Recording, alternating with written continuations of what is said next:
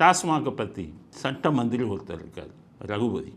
இவர் அதிமுகவில் இருந்து பயங்கரமாக கொள்ளையடித்து காலேஜ் இதெல்லாம் ஆரம்பித்து மிகப்பெரிய பணக்காரர் புதுக்கோட்டையில். இப்போ அப்படியே திமுகவில் அப்படியே தாவிட்டார்.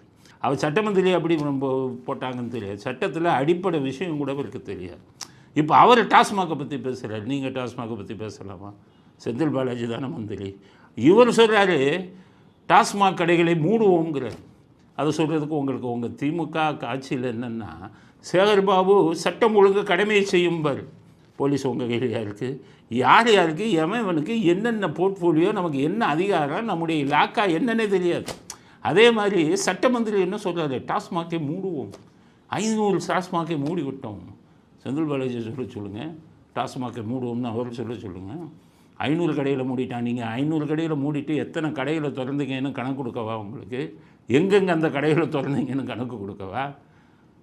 இப்படி ஊரை ஏமாற்றிட்டு அப்புறம் எல்லா கடையும் மூடுவோன்ட்டு அப்புறம் சொல்கிறாரு, நம்ம சுற்றி இருக்கிற எல்லா மாநிலங்கள்லையுமே சாராய கடைகள் இருக்குது, அதனால் நம்ம மாநிலத்தில் மட்டும் அதை ஒழிக்கிறதுங்கிறது ரொம்ப கஷ்டம் அப்படிங்கிறது.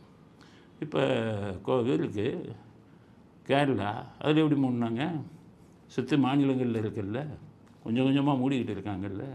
பீகார் எப்படி மூடினாங்க? பீகாரை சுற்றி இருக்கிற மாநிலங்கள்லாம் டாஸ்மாக் இது மதுக்கடைகள் இருக்கத்தானே செய்து அவங்க வெற்றிகரமாக மூடினாங்கல்ல. நீங்கள் மூட மாட்டீங்க. ஏன்னா எந்த மாநிலத்துலேயும் உங்கள் அரசியல்வாதிகள் சாராய தொழிற்சாலையை நடத்துகிற மாதிரி எந்த மாநிலத்திலையும் இல்லை.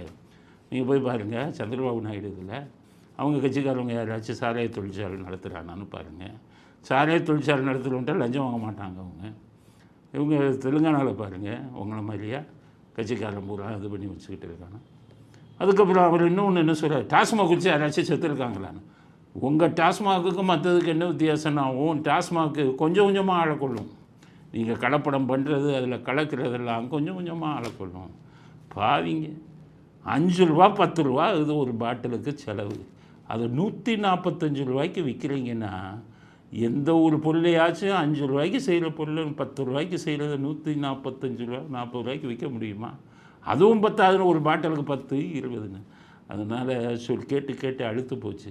சாராய கடை மூடுவோம்னு மட்டும் திமுககாரங்க சொல்லாதீங்க, மந்திரிக்க சொல்லாதீங்க. உங்களுக்கு பணம் காய்க்கும் மரம் டாஸ்மாக். அதனால் ஏதோ கடவுள் சக்தி வந்துக்கிட்டு இந்த டாஸ்மாக் ஒழிச்சா உண்டு. உங்களை ஒழிச்சாலே டாஸ்மாக் ஒழிஞ்சிடும்.